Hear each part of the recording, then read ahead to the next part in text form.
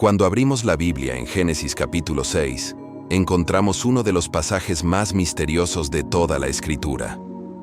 Cuando los hombres comenzaron a multiplicarse sobre la faz de la tierra, y les nacieron hijas, los hijos de Dios vieron que las hijas de los hombres eran hermosas, y tomaron para sí mujeres, escogiendo entre todas. Génesis 6:1-2.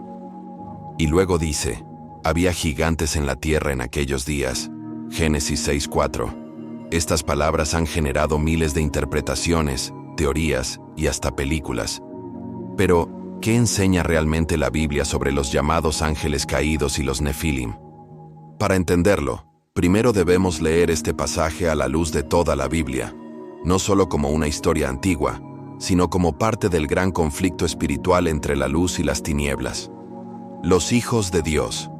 La expresión hijos de Dios aparece en otros textos, como en el libro de Job, donde claramente se refiere a seres celestiales que se presentan ante el Señor. Job 1:6.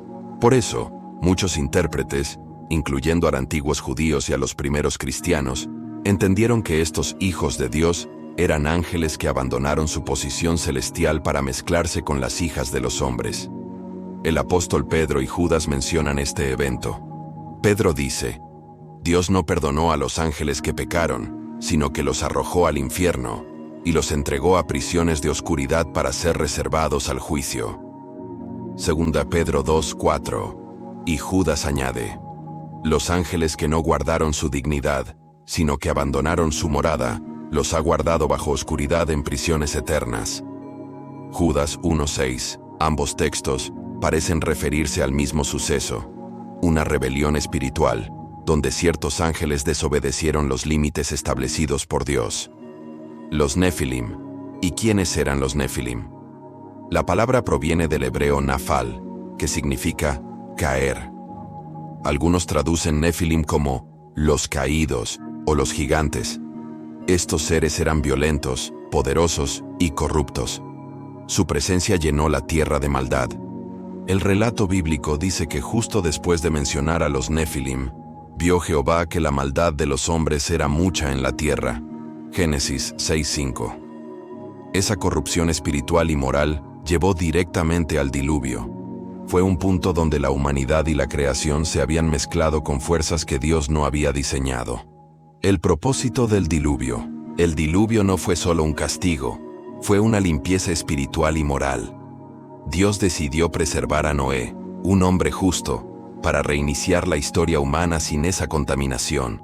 Noé representa una nueva oportunidad, una nueva línea humana, a través de la cual vendría el Mesías. El error de las teorías modernas. Con el tiempo, este pasaje fue malinterpretado.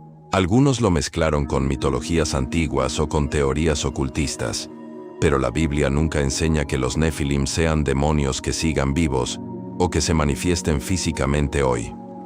El mensaje central del texto no es fantasioso, sino moral y espiritual.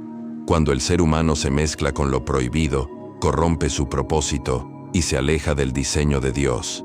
Cristo y la victoria sobre los caídos. El apóstol Pedro añade algo sorprendente. Después de su muerte, Cristo fue y proclamó victoria a los espíritus encarcelados. 1 Pedro 3:19.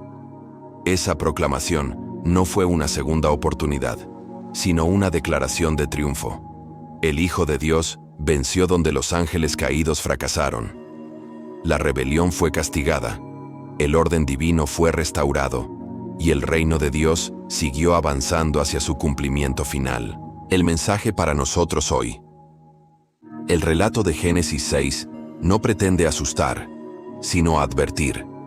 Nos recuerda que hay límites espirituales que debemos respetar. Que el mal no empezó con el ser humano, pero que el ser humano puede elegir seguirlo o resistirlo. Y sobre todo, nos muestra que Cristo tiene autoridad sobre todo poder espiritual. Ninguna fuerza caída puede resistir su luz, porque en Jesús los cielos y la tierra vuelven a unirse. Así que cuando escuches hablar de ángeles caídos o Nefilim, recuerda esto. No son los protagonistas de la historia. El protagonista sigue siendo el mismo desde el principio. Dios, que gobierna sobre todo, y que en Cristo reconcilió consigo todas las cosas.